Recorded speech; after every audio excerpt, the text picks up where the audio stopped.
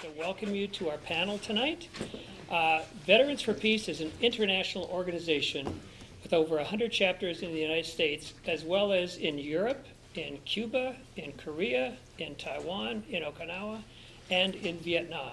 Many of our chapters sponsor events much like this, in which we talk about the mission of Veterans for Peace and our motto, which is exposing the true costs of war. We welcome you tonight and hope you'll learn something from our panel and might be interested in joining Veterans for Peace, become an associate. You don't have to be a member, you don't have to be a veteran to join as an associate. And we have monthly chapter meetings on the second Friday of the month at the Monterey Peace and Justice Center in Fremont. Tonight we're honored to have 4 local Vietnam combat veterans who will share some of their memories of serving in combat and also the impressions they had when they came home.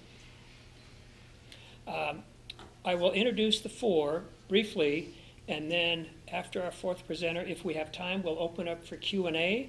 As I said, we have to be out of here, so 8 o'clock, so I'm going to be watching that clock very, very carefully. Our first presenter tonight is Mike Dempsey. Mike Dempsey is our chapter secretary, and a good chapter secretary takes great notes. He was born in Houston. He was drafted into the Army in May of 1965. 68. 68, and served as an MP, military police, in the Marical Division in Chu Lai Air Force Base. Mike, can you share with our audience tonight the story you told me when you told yourself, when you were there, what the hell are we doing here? Yes. It started early one morning. We got quite a barrage of rockets and mortar fire. And my job at the time was perimeter watch. I worked the outer perimeters in the observation towers. Well, at that time, I was in my hooch, we called it the place we stayed. And as I grabbed all my gear to go out to the bunker line, I ran into a couple of Vietnamese dailies, we call them daily sons. And one of them said to me, "I'll be glad when you guys go home so my brother can come home." And with everything that was going on in my mental state at the time, I said to her, "Your brother is probably VC, and I'll blow his head off." Well, about 2 or 3 days later, I'm in the tower, and I've got my mail, and I'm sitting there reading my mail, and there's a letter from my sister, and she starts all of her letters with, "When are you coming home?" And I've been in country now 4, maybe 5 months, and I have to write to her every time and tell her, I have to stay here for a year. I can't come home for a year. I started thinking about home, about Houston, Texas. It dawned on me that the neighborhood we lived in, we didn't allow people from one side of Houston to come into our neighborhood. And now I'm sitting there in this tower thinking about that, and I go, well, we don't allow people from our town to come to our neighborhood, and here I am thousands of miles away from home telling this woman that I'll kill her brother. And I started thinking, what am I doing here? I'm thousands of miles away from home, and I'm telling these people what they can and can't do, and I'm willing to kill them. And they're protecting their country. I'm not protecting their country. I'm an invader. And this started, as my commander told me, my downward spiral. I was deemed ineffective because I told him that while I would protect the perimeter, I would not put myself in a situation going out on patrol or running a convoy, which is what MPs do. And I would put myself in a situation where I would have to kill someone. So they put me in charge of the dailies, they said. You love these people so much, you can be in charge of them. And that was a put down to the average soldier, and especially someone that's combat ready and combat trained. But to me, it was a blessing It was like this huge burden was lifted from me. I was like, I don't have to go out and I don't have to do that anymore. I only have to protect myself and the people around me. I don't have to go out looking for a fight. Could you tell about what happened when you came back and you went and start to try to find a job? You applied for a job? So when I got home, I went to the place I worked, and they informed me that I had inadvertently signed away my right to my job, and that they did not have to give me back my job. My mother and the priests and a couple of civic leaders raised hell with, it was MD Anderson Research Institute, made them give me back my job. When I decided to look for a better job, I would go to an interview, and it was very positive. Oh, you were in the military, and you graduated from high school, you have this, this, and the other, and then it would say, oh, you were in Vietnam. They would close the book and say, we're interviewing other people, we'll call you. And this happened over and over. I stayed in Houston 1 year, came out to California, and so again, I'm looking for jobs. And that story repeated itself over and over again. You're qualified for this. Oh, you were in Vietnam. We'll call you. Thank you, Mike. Our second speaker is Albert Maldonado, a retired Superior Court judge in Monterey County. Albert was drafted out of law school at Berkeley and trained at Fort Ord. He shipped out to Long Binh, Bien Hoa Air Force Base near Saigon. After you'd been in country in Vietnam for about 6 months, you could get an R&R, rest and recreation. And they would fly you to a place where you could relax and get away from the war. And most of the people that I knew went to Manila or to Hong Kong. A few made it to Australia or to Hawaii. You couldn't go back to the US.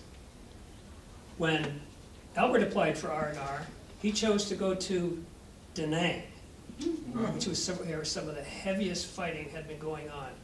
And he lived essentially on the economy there for a few days. Albert, will you tell us a few stories about what you saw in Da Nang? The Vietnam series begins with the French culture, their influence of 100 years, and I saw it. The Vietnamese people were more a culture to the French life than they were to the American life. Many of the people spoke fluent French or a little bit of French. I met a woman named Mai, who was born in Hanoi, a Catholic, and in 1954, after the Geneva Accords were signed, she was part of the 1 million people that moved from Hanoi to the south. She was conscripted by the North to work on roads. She did not like the heavy work, and she left a son back there. She lost contact with her son and presumed him to be dead. It's 1954. I met her in 1971. I spoke to her in my broken French, and she told me that she had now a son in the ARVN Army, the South Vietnamese Army, a teenager, about 16 years old. And her greatest fear was her son from the North fighting her son in the South. And I told her, that is our American Civil War. And she was flabbergasted. She could not believe that white soldiers were killing white soldiers in 1860 to 65. And I told her, that is the tragedy we had in the American Civil War. Half-brother fighting brother, or brother fighting brother, just like your country. At that moment, I learned that this was truly a civil war, and we had no damn business being there. I also knew that at that time, that there was a liberation movement in which the Vietnamese people, as Mike said, didn't want us there. You could feel it, you could see it, you could interact with the people, and there was this dislike for any invaders or foreigners. I saw in the tail end of the war, when I was there in 1971, the heroin addiction, 20%. And you can go online and look at Vietnam policy and the Department of Defense. 20% of our units in 1971-72 were addicted to heroin. Heroin was pure. It's 90% powder. You don't inject it, you smoke it, you eat it, you snuff it. It's pure. And 20% of our soldiers were addicted. The Department of Defense, Melvin Laird, conservative, and the secretaries of the Army and Air Force and Navy decided to make it a medical problem, not a criminal problem. So we started processing soldiers in Saigon and in Chu Lai, and in Benoit through medical detox centers for 2 weeks. After they went through detoxification, they came back to the United States and went into hospitals, Fort Letterman, Fort Riley, Kansas. That philosophy of treating it as a medical problem and not a criminal problem transformed our society. As a judge, in the last 3 years, I and Sam Alvarado ran a drug court based on the same philosophy, that we treat addiction as a medical problem and not a criminal problem. My colleagues here can tell you far in sharper detail their experiences and the stupidity and the scourge of war. War is a sin. My mother was a pacifist, and it was very hard for her to see 2 sons go over there. But I saw it. It is a sin. It is a scourge. And every time I see a kid on a skateboard, because I was urban, I was in Saigon, I can recall seeing children on skateboards, and I would ask my friends as we were walking on a Sunday afternoon, why are these kids on skateboards? Why are they on their knees? And he said, Albert, they don't have legs. They've been blown off in war. I saw that. I also saw children without arms playing soccer because they picked up bombs or were bombed. And to see children, and I'm talking about hundreds and thousands of them in an urban setting, particularly half black and half Vietnamese, the discrimination against them, this is when I became convinced that this war was wrong. We had no business there. Could you write a little bit about your experiences in Da Nang, what you saw? Oh, I had an Ernest Hemingway moment. I was a RIMP, so a rear, someone in the rear. For every soldier in the field, 16 are in the back. And I was with the staff judge advocate. And it doesn't matter if you're a paper lawyer or anything. You get a rifle and an M79 grenade launcher, and you basically go out, as Mike mentioned, a bunker line. What is a bunker line? It's a World War I trench. War doesn't change. It is a World War I trench. And I did duty in outside of Saigon, protecting the perimeter in 3-man teams. I heard about Da Nang. I wanted to see about it. I read about it in Bernard Fall's books.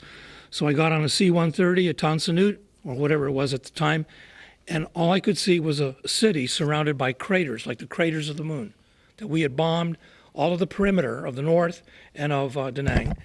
And it was a very, very hard 2 weeks because while I was swimming with my friends in the Da Nang Ocean, the Da Nang Bay, you could see Charlie, the Viet Cong, in the afternoon using rockets and hitting villages to intimidate the Vietnamese people that were interacting with Americans.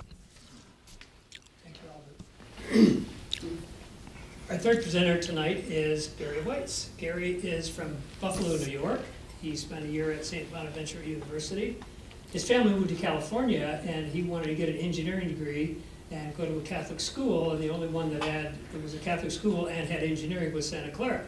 He graduated from Santa Clara in 1968, and he was commissioned in the Army ROTC, had training at Fort Eustis, and then was assigned to the 544th Transportation, Battalion in Quy Nhon. He was there just a few days when he said he experienced his first firefight, and he learned what the pucker factor meant. I think a Marine out there, he probably understands what the pucker factor is too. You sit up very tall when you're going into a firefight because Gary, could you tell that story then about the Presidio? Oh, yes. You want me to start with the Presidio or end with the Presidio? I'll tell my story. As Jack said, I was commissioned as second lieutenant at Santa Clara University. Studied engineering and business. I was commissioned actually in '66. And I received active duty orders in July. Of course, commissioned in '66, active duty orders in July. Fort Eustis, Virginia, for my officer basic course. Even after you're commissioned, you have to go through another school. And so that was August and September, and at the end of October, I was in Vietnam. So from campus to Vietnam in about 5 months or so. That was a real eye-opener. I was assigned as a Mike Boat platoon leader. Mike Boat is LCM-8, Landing Craft Mechanized. And these are the types of boats that you see, that you used to see anyway, and that would land at D-Day, and the ramp would come down. And we ferried supplies and troops and avgas and ammunition up and down the coast from Quy Nhon, which is in the II Corps. That was kind of in the central region between Da Nang and Da Nang on the north, Cam Ranh Bay on the south. And so we were all over there, and to our good fortune, whenever we went on a mission full of supplies, bombs and avgas and combustibles, if you will, we had Navy Swift boats, and all of you could probably relate to John Kerry. And so we had guys like John Kerry that were running shotgun for us. And so as a consequence, I didn't see the much land action that my two colleagues over here to my right did, although we did have to defend base camp, as I mentioned earlier, and I had to set up a defensive perimeter on the hills outside Quinyan, bunkers and concertina with a platoon up there. And we did that for a week to get the harbors situated properly. It was a tough situation being in war. The pilots of our Mike boats were typically warrant officer candidates who couldn't fly a helicopter. These were young guys, 19 or 20 years old, who had joined the Army to win the war as a helicopter pilot. But flying a helicopter is a very tough thing. Guess what? They were in the Transportation Corps, and they said, well, if you can't fly a helicopter, you can pilot a boat. And so they very discouragedly became boat pilots, landing craft pilots. And where a landing craft does 10 miles an hour, a helicopter can do it a whole lot faster. And of course, we had the Swift boats doing circles around us, protecting our butts. So that's how I spent my year over there. And we had a very difficult management problem because of that. These guys wanted to be warrant officers, and instead they came over as E3s, private first class, and if they were fortunate, they would end up as buck sergeants or maybe a specialist 5 if they were an engineer on a boat or a gunner on a boat. So that was my year over there. It was a tough motivation problem, as Albert, our judge, has said. Drugs were everywhere. It was a tough situation trying to keep these guys motivated. They wanted to be in helicopters, they were in boats, and they worked 12 hours a day, 7 days a week. Somebody had to be in that boat. One platoon got in the boats, 12 hours later, the other platoon got in the boat. And you were that, unless you're on a mission. That's how the week was, and there were no relief crews. So it was a very tough situation. That was my time. Should I talk about my coming back? I came back. I really was a lucky guy. I got reassigned to the Presidio San Francisco. Wow. Best assignment you could ever possibly have as a first lieutenant. Summer of love, right? Right after the summer of love. Here it was. That's all right. We'll take it as it comes. But yeah, I got back if I left in November of '66 after college, I came back in November of '67. And I was assigned to the post S3 operations slot. And it was a myriad of assignments. I did so much. A lot of you probably aren't aware that there is a rifle range and probably still a Vietnam village at Fort Berry and Fort Cronkite, which is directly across the Golden Gate Bridge from the Presidio San Francisco. I ran the rifle range, and I was part of the setup along with 2 other lieutenants, one a special forces officer, one a good friend of ours, Ron Treadway, from the 25th Division, real combat soldiers, those 2. And they ran the Vietnam village, and I ran the M16 rifle range at Fort Berry. And we essentially provided familiarization and qualification on our rifles, and we took them through what was a mock setup of a Vietnam village. So if you were from the Presidio, if you were from the Oakland Army Terminal, Sacramento, Sharp Army Terminal in Sacramento, or anywhere around, perhaps even a recruiter, you had to go through us before you got on that big airplane out of Travis to go to Vietnam. I had a lot of other duties there, too. Albert and I were talking today via email about the fact that at the time we could prosecute and defend in special court-martials hundreds and hundreds of AWOL soldiers who had been assigned as 11 Bravos or 11 Charlies, basic combat infantrymen or basic combat mortarmen. They would take a look at those orders out of basic training and say, I'm out of here. I'm going to Canada or I'm going someplace. And they would find out that they would screw up their lives forever. At least they thought at the time. I guess Jimmy Carter forgave everybody sometime later, 10, 12 years later. But those guys were really scared, and they turned themselves in at the Presidio. And if you were AWOL less than 18 months, you were subject to special court-martials, which means you could, as a maximum penalty, get 6 months in prison, reduced in grade to E1, and forfeit all pay for 6 months. Well, all of that was forgiven. Your stripes, if you had one, were ripped off, and you were circulated back to active duty very quickly. You weren't incarcerated. You weren't incarcerated at all, and it was a very interesting time for that.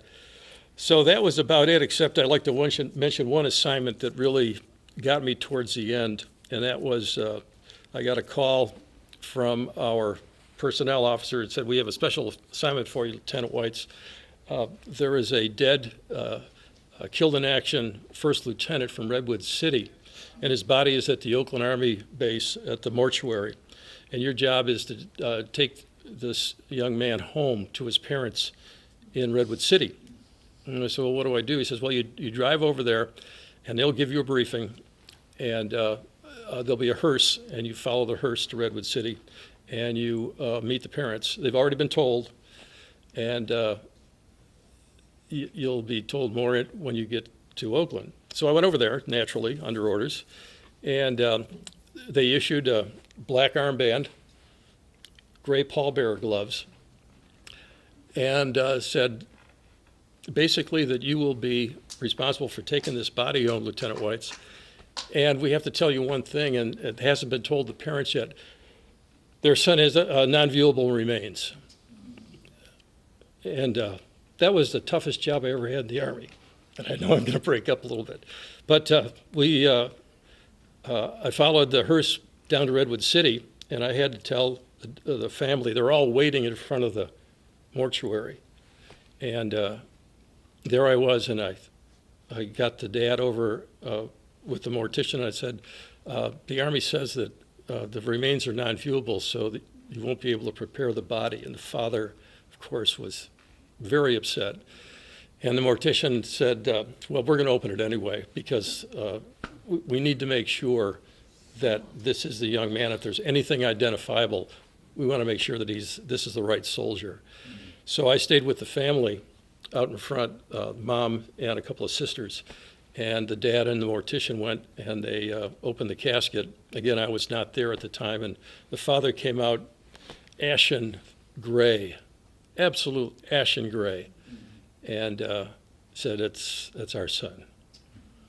And I don't think that, watching all of this on television, this Ken Burns documentary, but the impact on the families when that son was brought home dead. And in my case, with non-viewable remains, they had a picture of him in his dress green uniform at the services that I stayed for. That's it. They invited you to come to the Yeah, funeral? they invited me to come to, yeah, Graveside. yeah. That's, yeah. Thank you, Gary. Our last speaker is our esteemed chapter president and the founding chapter president of Chapter 46. Good friend and one of my heroes, Phil Butler. Phil was born and raised in Oklahoma.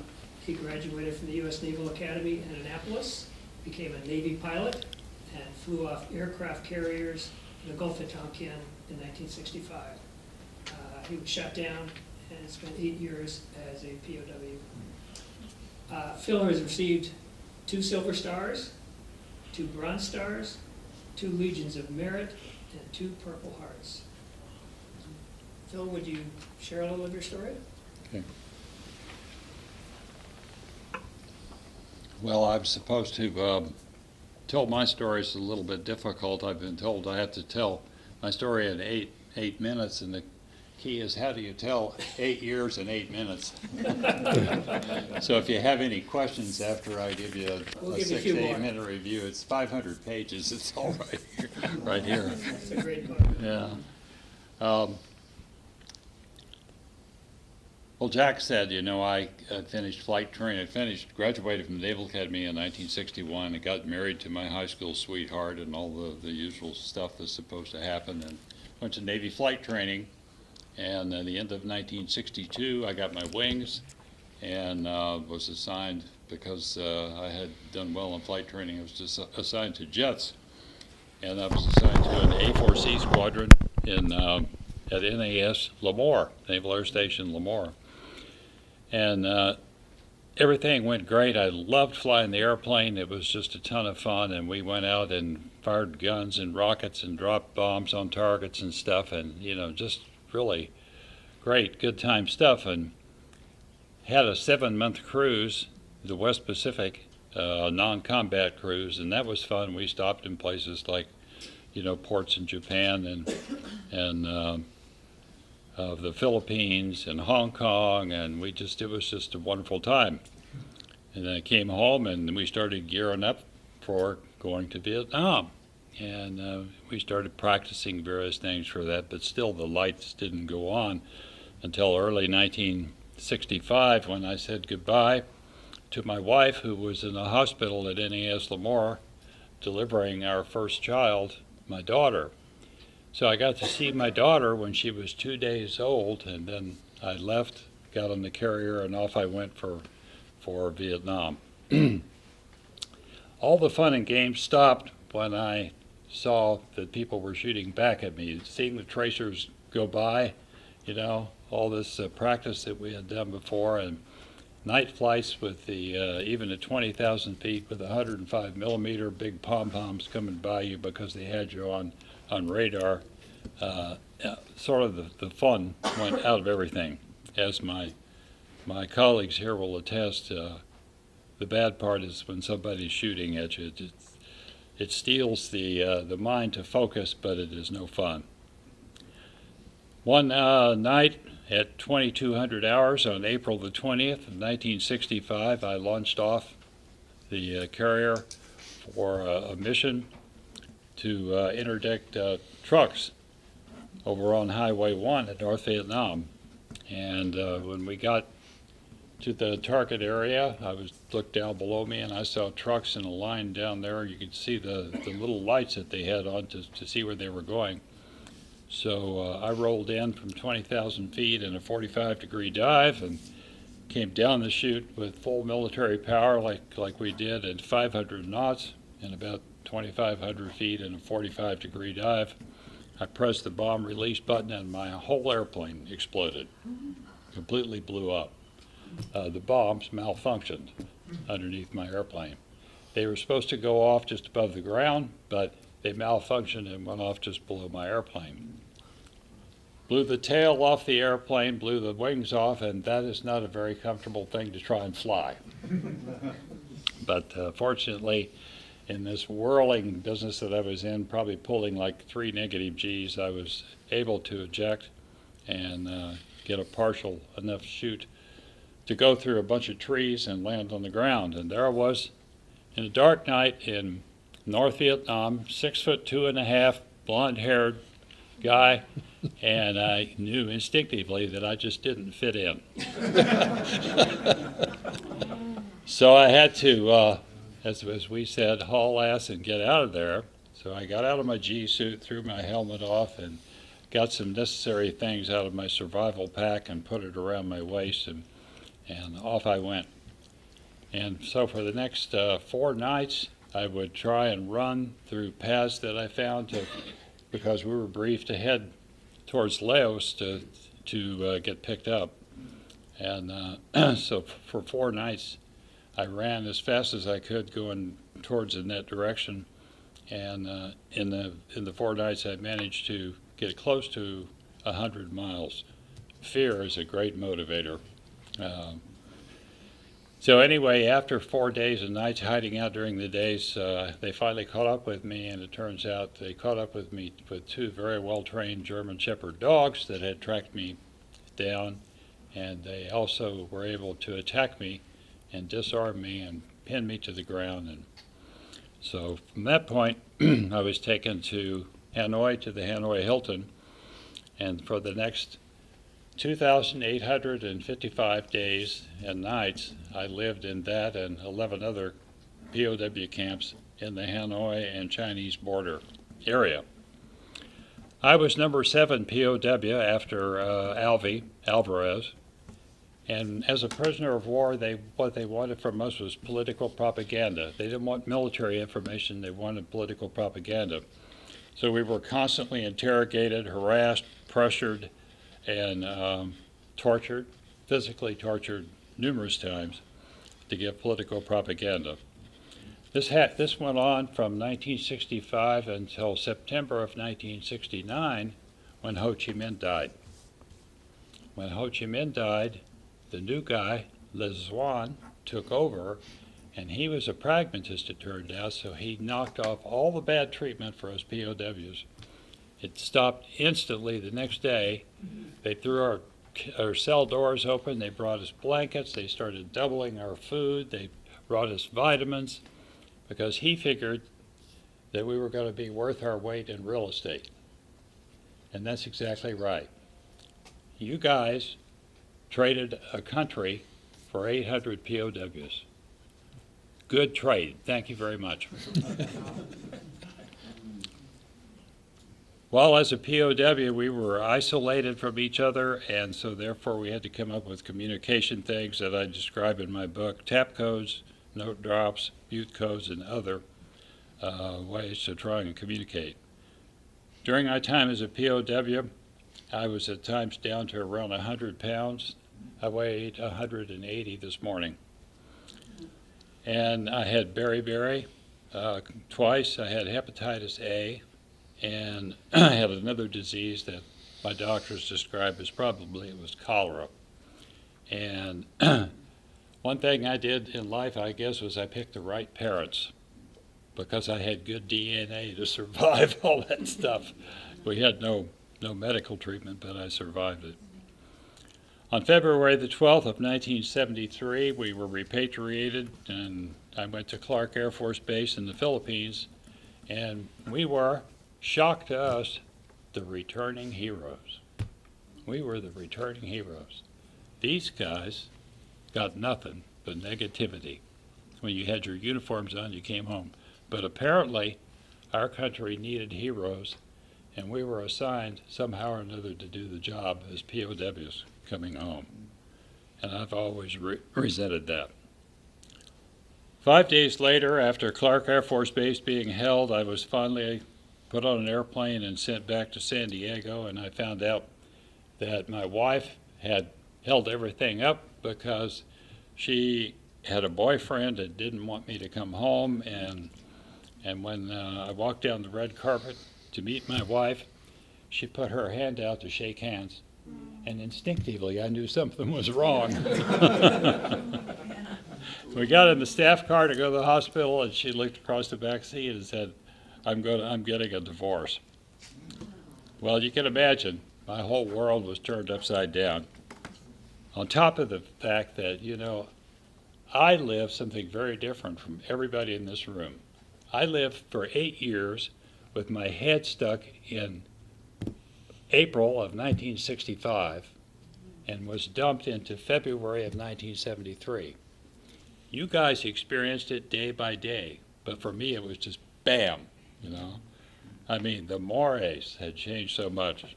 Hair, long hair and beards, just like the Western movies, you know. I mean, this is crazy stuff. Drugs, sex, drugs, rock and roll, race conflicts, nothing new to you. My brother down here at the end, my Vietnam brother down here, we were talking about it. This has been going on for him, my friend, and people like him since 1619, as I do believe. Been fighting a war ever since. But in Vietnam, I started to read. When I was in the hospital, when I got out of the hospital, I read everything I could get my hands on.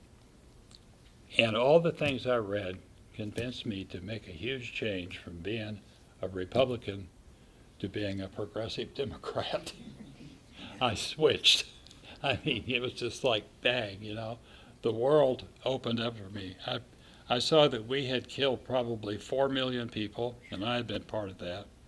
Many, many millions more wounded, and we had environmentally devastated their country for generations to come. I have a thing that I like to say as a result of that, and the saying that I have is that war is the gift that keeps on giving. And so that's my story. Thank you, Phil.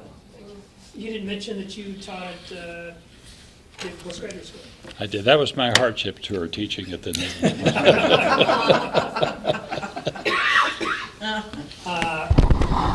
questions from the audience? Yes. Yes, this is a blunt and perhaps inappropriate question, but when our current president said that John McCain was no hero because he got captured, and then today, and I don't remember the word if he used bomb the daylights out of North Vietnam or what, can somebody help me, what did he say? North Korea. I'm sorry, North Korea, what words did he use? Fire and fury. Take them out. Destroy all of them. No. Totally destroyed. Totally destroy. Totally destroy. That's what he said today. Did you have a question, sir? Yes, what are your feelings about that? Anybody like to take Phil, it? go for it. Well, I don't very much like John. John and I knew each other at the Naval Academy. Oddly enough, we were both in the 17th Company, and when I was a plebe at the Naval Academy, John McCain lived right across the hall from me. So I got to know Can you John tell the story really about well. how he recruited you to go over the wall and go have a beer? Well, with the I boss? was a plebe, and we used to have come-arounds, upperclassmen make you come around and stand against what we call the bulkhead and have you memorize stuff and everything. So McCain gave me a come-around one day, and he said, Butler, you're going to come around to my room at midnight, and you're going to be wearing night gear. He said, you know what night gear is? And I said, well, you have to say as a plebe. I'll find out, sir. He says, oh, bullshit, Butler. I'm going to tell you what it is. It's everything you have that's blue and dark. So I went back to my room across the hall and talked to my roommates. I said, what the hell is this? You know, at midnight, this doesn't make sense. But set the alarm.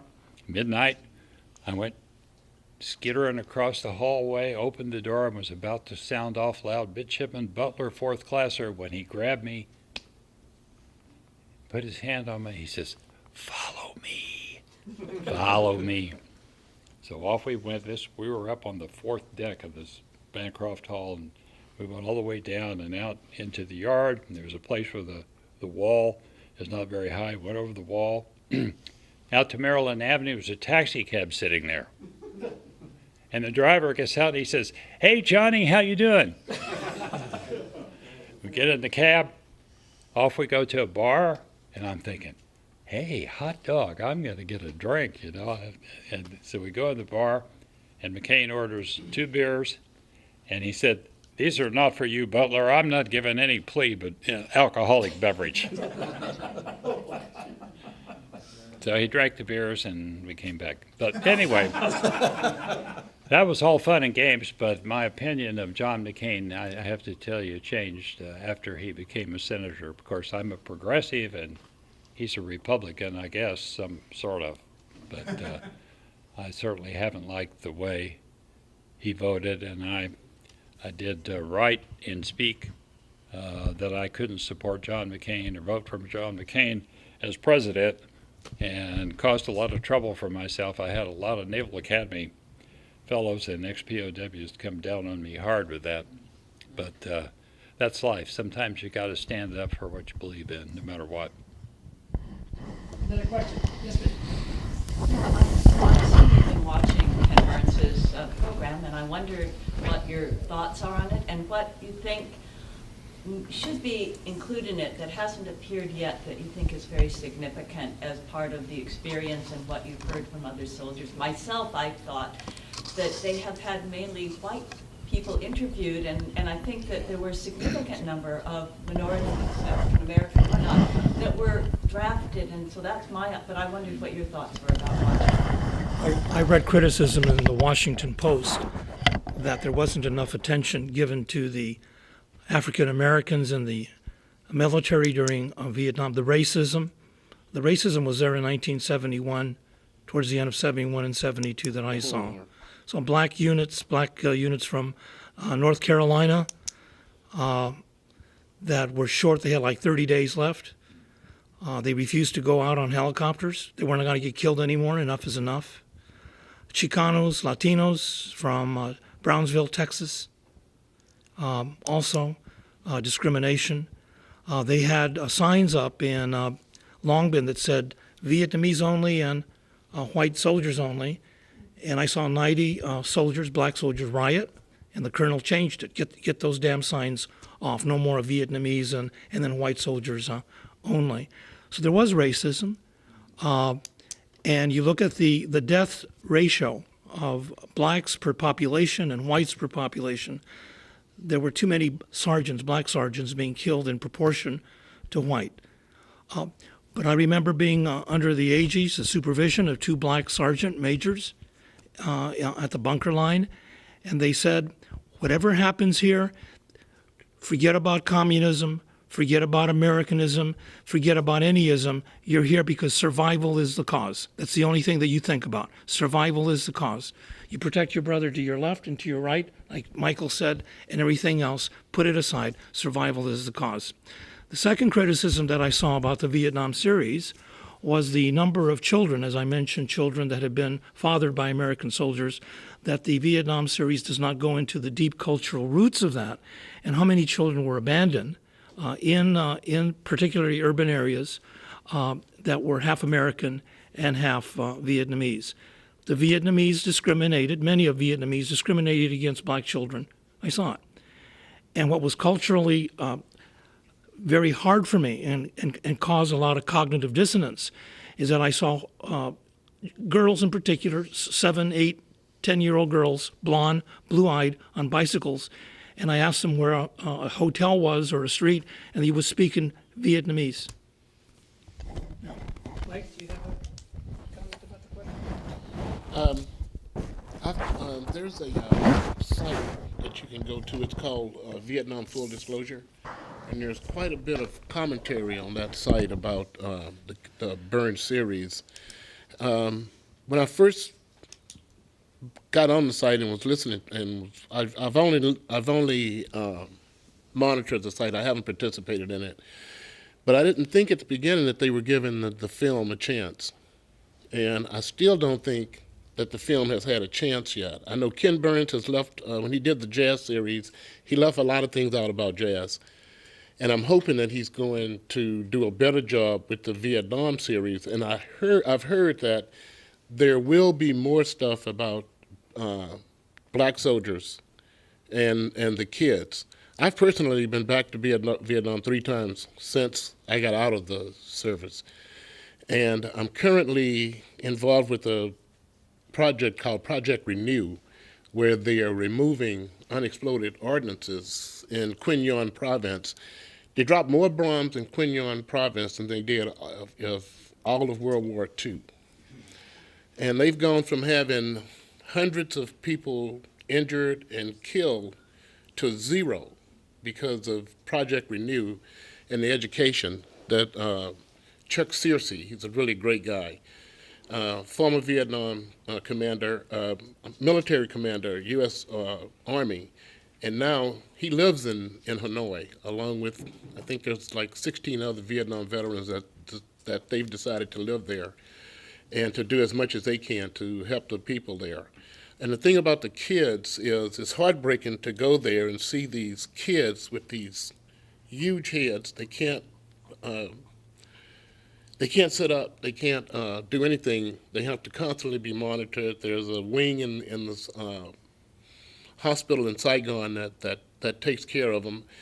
They're discriminated against. I met a few abandoned kids that had American fathers, and they're Vietnamese, and they've been completely abandoned by the Vietnamese people, even some of their family members. So even though the war ended in '75, it's never ended. It's never going to end. It's just going to go on and on and on. And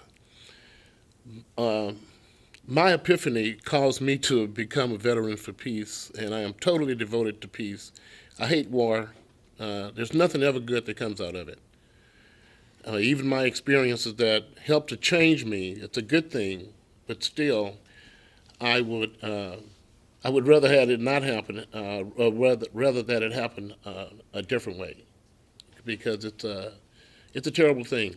It is, and it's nothing like anything you've seen on TV. No movie's ever come close to what really happens in war. Like Phil says, when the targets shoot back, things change. The noise, when you're in a firefight, the noise, the screaming, the machinery.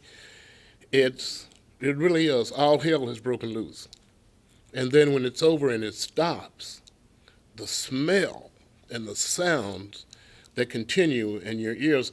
My ears rang for 30 years. Every time I heard a loud sound or any loud sound came, my ears would start ringing. And they only stopped ringing. I think maybe 2 years ago I noticed that I didn't have a ringing in my ear anymore. So if we can avoid war, we need to. We have not need to, we have to. We have to. And this thing with North Korea, nothing's good going to come of this. Nothing's good. I would submit that with the cost of war, that this country has still not gotten over our Civil War. I mean, look at how we are, what we're like, you know, North and South. This is 150 years later, and this is the gift that keeps on giving in war. And the Vietnamese and everybody who's had war experiences this kind of stuff culturally, and you know, and even to this day, occasionally throughout the South and other parts of our country, somebody finds some unexploded big bomb from the Civil War. I mean, and you can just imagine the stuff that's lying around from World War II, and it just makes me sick to think that in my short time as a light attack pilot, I dropped napalm and CBUs, cluster bomb units, little bomb units that fall down, spread out, and hit the ground and maim people later on. It makes me sick to think of what I did. So I try to make up for it with Veterans for Peace. I'm not a veteran of Vietnam. I was the Korean type. You're still a veteran. But what occurred to me in the first episode of Burns' series was to see the experience that the French had in Vietnam. And it looked like identical experiences that the Americans had. And it would have been interesting if some of our generals had a chance to analyze the French experience, and they may have been a little more reluctant to get into Vietnam. Could I recommend a book? Recommend a book by Philip Davidson. He's a general. It's called The Vietnam at War, History from 46 to 1975. Philip J. Davidson. He was in Westmoreland's command in Ho Chi Minh City now, and he wrote exactly what history should have pointed out to us about imperialism and the colonialism, that you cannot fight a revolutionary war in another country. You cannot defeat an idea in another country. And he said that General Giap, Van Nguyen Giap, was no different than George Washington. Just one quick comment on the series. Everyone else has commented. I thought I'd add my 2 cents.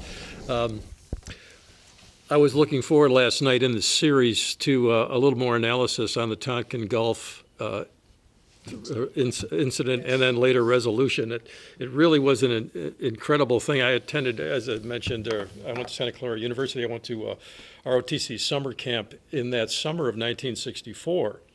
It was at Fort Lewis, Washington, roughly middle of June till the end of July. In fact, it was July 31st. Hard to forget some dates. That whole situation happened in the Tonkin Gulf first week of August. When we arrived back right at the end of August of that year, back into our ROTC, we were all very happy because, of course, we had successfully completed ROTC. For me, I was a cadet captain. I was going to be a company commander in the ROTC as a senior, which was, I thought, pretty cool, really cool. And the long and short of it, though, this is what we found very interesting. Again, Tonkin Gulf, first week of August. We got back there the fourth week of August. At that point, we were all called into the Professor of Military Sciences area. He had a kind of a parade area. And they said, gentlemen, congratulations on the successful completion of your summer camp. We have new paperwork for you to sign. And we said, oh, no problem. We'll be glad to sign anything. We're going to be commissioned second lieutenants in another year. What are you going to do? He says, here's the good news. You used to make 90 cents a day when you were juniors. $27 a month. If you swear yourself that you're going to swear into the U.S. Army Reserve, you're going to make $40 a month. So we were going to get a big increase. Now, that was pretty good money back in the day, but we could not decline our commissions. So in that 1 month of time, during August of 1964, the Department of the Army, the Department of Defense figured out we got to keep these guys in and we got to assure that they're going. So it told us all that something was really up. They knew that something was going to happen big and we better sign up or we were out. Only one guy out of 80 said, I'm not signing the paperwork. I think I figured out what's going to happen.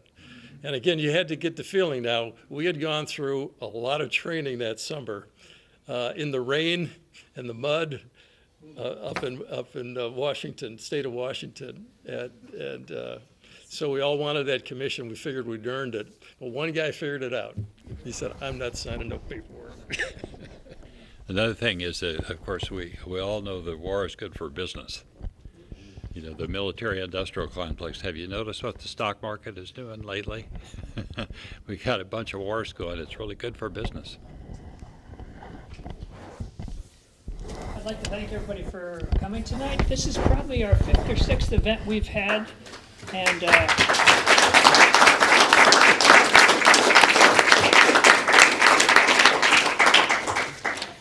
in March we had former Congressman Sam Farr speak at MIS. It was a joint VO from the MIS Veterans Organizations and VFP. We'll probably have 2 or 3 more events next year where these are educational, and we're always talking about the true costs of war, the personal cost, the financial cost, the worst, the cost of morale.